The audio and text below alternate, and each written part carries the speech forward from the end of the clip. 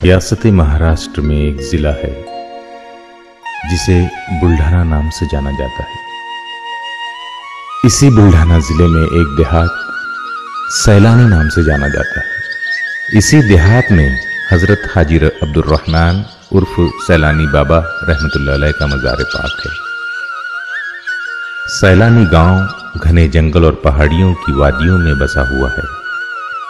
चारों तरफ से पहाड़ियों के बीच बसे हुए इस गांव का नाम हजरत सैलानी रहमतुल्लाह अलैह के नाम से ही सैलानी गांव पड़ा है। इस छोटे से गांव में देश की चारों दिशाओं से आने वाले ज़ायरीन का हुजूम लगा रहता है।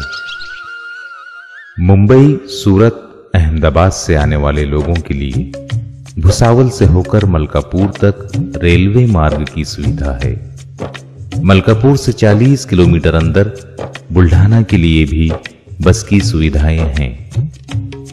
वैसे ही बुल्ढाना से 25 किलोमीटर के फासले पर सैलानी गांव स्थित है।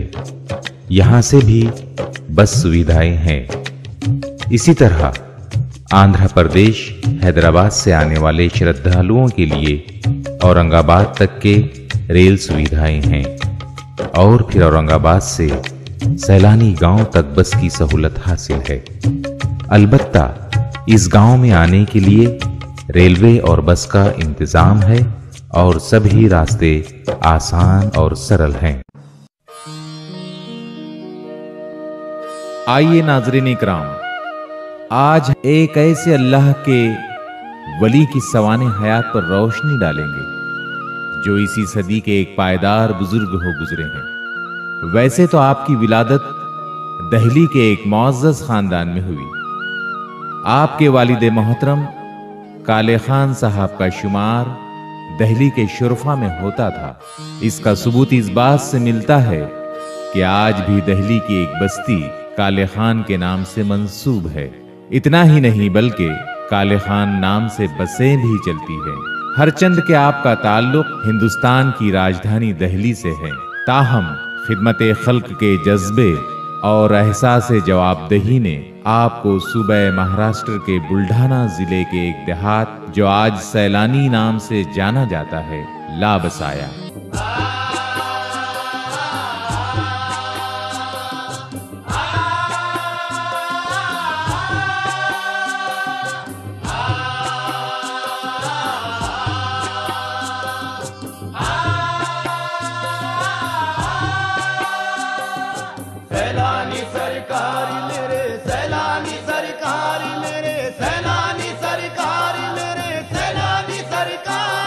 आपकी पूरी जिंदगी खिदमत खल्क में गुजरी।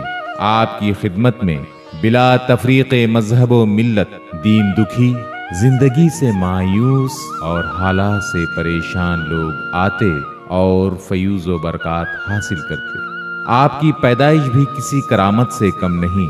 आपका ताल्लुक दिल्ली के एक अमीर और मुअज़्ज़ज़ खानदान से है। अल्लाह रब्बुल इज्जत ने आपके वालिदैन को इज्जत, दौलत, शोहरत हर चीज से नवाजा था, मगर कमी थी तो सिर्फ औलाद की। मगर अल्लाह रब्बुल इज्जत अपने नेक बंदों को मायूस नहीं करता। उसकी रहमतें किसी न किसी जरिए से उन तक पहुंच जाती हैं।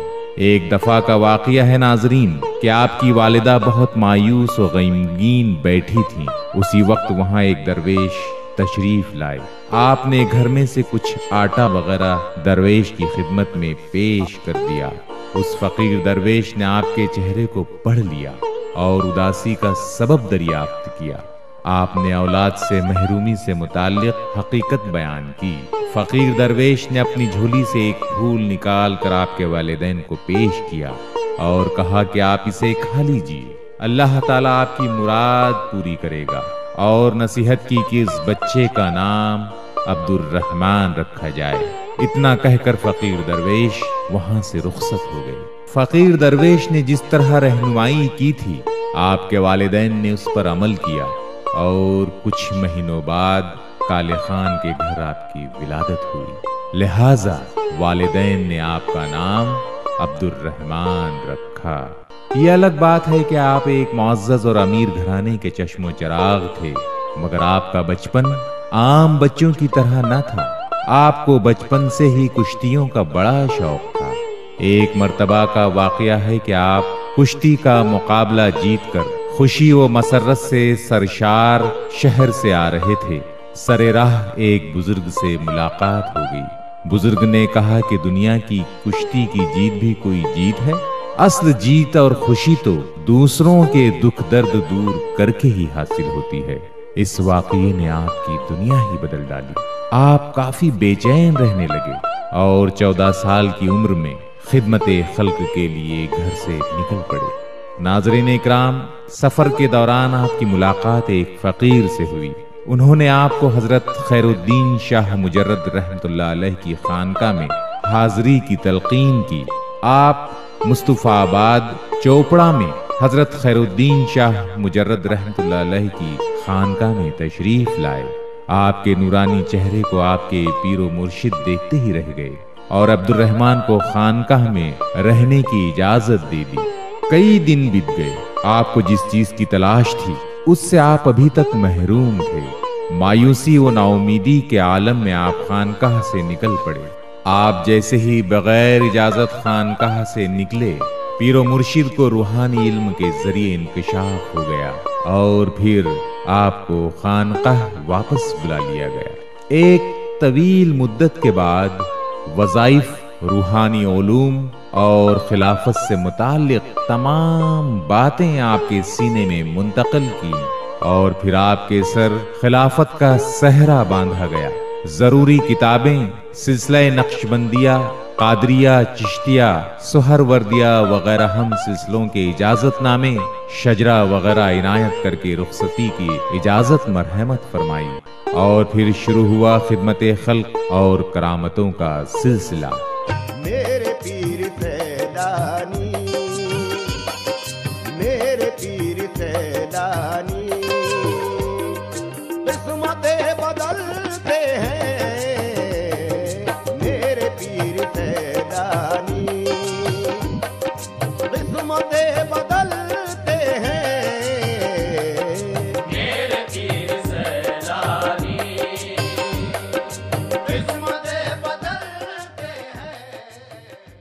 जैसे ही आप खानकाह से निकले, आपने देखा कि लोगों की एक भीड़ गांव के चौराहे पर जमा है और एक कुत्ता मुर्दा हालत में पड़ा हुआ है। किसी बात पर वहां मौजूद लोगों से आपकी बहस हुई और आप जलाल में आ गए। इसी कैफियत में आपने कुत्ते को उठने का हुक्म दिया। कुत्ता अपनी दुम झाड़ता हुआ उठा और भाग गया। जब ये खबर आपके पीरो मुर्शिद तक पहुंची तो आपने सैलानी बाबा को ऐसा करने से मना किया और नसीहत की कि अब्दुर्रहमान, आपको ये इल्म करामतों के इजहार के लिए नहीं बल्कि खिदमते खल्क के लिए अता किया गया है। आपने खिदमते खल्क के हवाले से अशद जरूरी मौकों पर करामतों का इजहार भी किया। एक पीपल के दरख्त में अजदेह की शक्ल में जिन का बसेरा था, जो उधर से गुजरने वाले मुसाफिरों और राहगीरों को परेशान करता था। आपने उसका खात्मा करके उसके जुल्म से लोगों को निजात दिलाई। बैक वक्त अलग अलग मकाम पर आपकी मौजूदगी, खूंखार जंगल में शेरों को अपने हाथों से चाय पिलाना, ऐसी कई करामतें आपकी जात से मंसूब है। रफ्ता रफ्ता इन करामतों का शोहरा दूर दूर तक होने लगा। मुतासिबाना जहन रखने वालों ने आपकी तरह तरह से आजमाइश ली, मगर आपने राह हक न छोड़ी। तमाम उम्र दीन की दावत को आम किया। अल्लाह और उसके रसूल हजरत मोहम्मद सल्लल्लाहु अलैहि वसल्लम के बताए हुए रास्ते पर चलते रहे और दूसरों को भी तलकीन करते रहे। खिदमते खल्क में सफर करते करते आप इलाके बरार के जिला बुल्ढाना में पीपल गांव सराई में तशरीफ लाए। यहाँ आपकी मुलाकात दादा हुसैन नामी एक शख्स से हुई। दादा हुसैन ने अपने घर चलने की दरखास्त की और वालेहाना इस्तकबाल किया। घर पहुंचते ही सैलानी बाबा ने दादा हुसैन से कहा कि हमारा संदल इसी घर से निकलेगा। आज आपको इस दुनिया से रुखसत हुए तकरीबन 103 साल पूरे हो गए हैं, मगर आपकी वसीयत के मुताबिक हर साल संदल उसी घर से बड़े ही तुझको एहतेशाम के साथ निकलता है और इंशाअल्लाह ये सिलसिला जारी व सारी रहेगा। इबादत के लिए आप गांव से दूर घने जंगल में अपने रब के हुजूर सजदा रेज होते। दौरान इबादत खूंखार जानवरों का गुजर होता। अक्सर ये देखकर आपके मुरीदीन घबरा जाते कि कहीं बाबा को ये जानवर नुकसान न पहुंचाए, मगर आप डर और खौफ से बेनियाज अपनी इबादत में मसरूफ रहते। शेर और खूंखार जानवर कभी आपका सिरहाना बनते या कभी बड़े ही मुअद्दिबाना अंदाज में आपके इर्द गिर्द बैठ जाते। मुरीदीन के लिए ये बातें बड़ी ही हैरत अंगेज होती। इस इलाके में अक्सर सूखा पड़ जाता था, जो खल्क़े खुदा के लिए बड़ा ही परेशान कुन होता। यही वजह है कि जब खुदा के बंदे पानी न होने के सबब बेचैन, निढाल और बदहवास होने लगे तो बाबा सैलानी का जोशे रहम शिद्दत के साथ उभरा और आपने उसी इलाके में एक जगह पानी का झीरा जारी होने का हुक्म दिया। यह अल्लाह के एक महबूब बंदे का हुक्म था, जिसे अल्लाह के इज्न से रुबे अमल होना ही था, सो होकर रहा और इस तरह से पानी का झीरा जारी हो गया और 100 साल से मुसलसल जारी है। आपने अपने हाथों से पानी के झीरों का इंतजाम किया ताकि अल्लाह के बंदों के साथ साथ दिगर मखलूक भी अपनी तशनगी बुझा सकें और जब तक रब्बे कायनात चाहेगा जारी वो सारी रहेगा। इस झरने में आज तक पानी की कमी नहीं हो सकी और मखलूकात को मुसलसल फैज हासिल हो रहा है। मोहतरम नाजरीन, फरमाने खुदाबंदी है कि जब कोई बंदा मेरी रजा और खुशनुदी के रास्ते पर चल पड़ता है तो मैं उसकी आंख बन जाता हूँ, उसके हाथ उसकी जुबान बन जाता हूँ। और हमारा ईमान है कि अल्लाह जल्ले शानहू का फरमान हक है, हक है, हक है।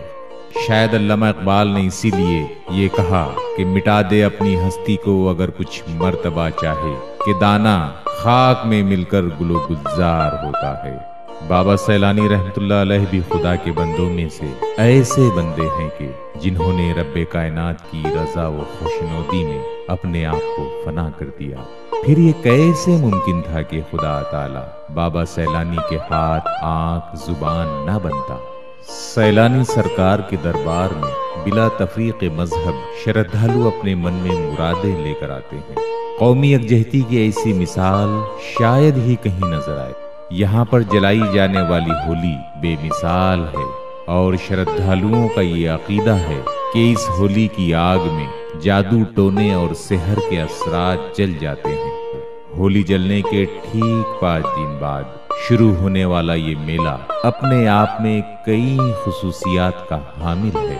इतना ही नहीं, पूरे मुल्क में इस होली के त्यौहार से एक पैगाम ये भी जाता है कि एक ऐसा मकाम जो मुसलमानों के लिए काबिल एहतराम है, वहाँ और दिगर जातों वगैरह के तमाम आसेफ ज़दा जादू टोने से बीमार पड़ने वाले लोगों का होली जैसी आग के जरिए शिफा पाना एक ऐसा मुबारक इत्तेफाक है कि जिसके जरिए हिंदू मुस्लिम इत्तेफाक जैसा माहौल खुदादाद तरीके से बन जाता है। अल्लाह ताला अपने बरगजीदा बंदों के जरिए ये बताना चाहता है कि ऐ लोगों, देखो मेरे नजदीक मेरे महबूब बंदों का क्या दर्जा है। नाज़रीन इकराम, अंदाजा करें कि जब अल्लाह के वली का ये मकाम है तो अंबिया का क्या मकाम होगा, और अंबिया का ये मकाम है तो रसूल आज़म सल्लल्लाहु अलैहि वसल्लम का मकाम व मर्तबा क्या होगा। और अल्लाह वो तो तमाम आलम का रब है ही। रूहानी इलाज के हवाले से आपका दूर दूर तक शोहरा है। भूत प्रेत, पुरअसरार बीमारियां, जादू टोना वगैरह जैसे मरीजों का यहाँ मुकम्मल इलाज होता है। 20 दिन या 40 दिन सहरजदा मरीजों को जंजीरों में बांध कर रखा जाता है और मोतक़दीन यहाँ से फैज पाकर जाते हैं। नाज़रीन इकराम, हजरत बाबा सैलानी का ताल्लुक चूंकि इसी सदी से है और इस जमाने में जदीद तकनीक का ज़हूर हो चुका था, आज हम देखते हैं कि हमारे ना चाहते हुए भी चाहने वाले कहीं ना कहीं से हमें कैमरे में कैद कर लेते हैं। और फिर बाबा सैलानी एक रहमदिल अल्लाह के वली थे, दरगुजर से काम लेते थे।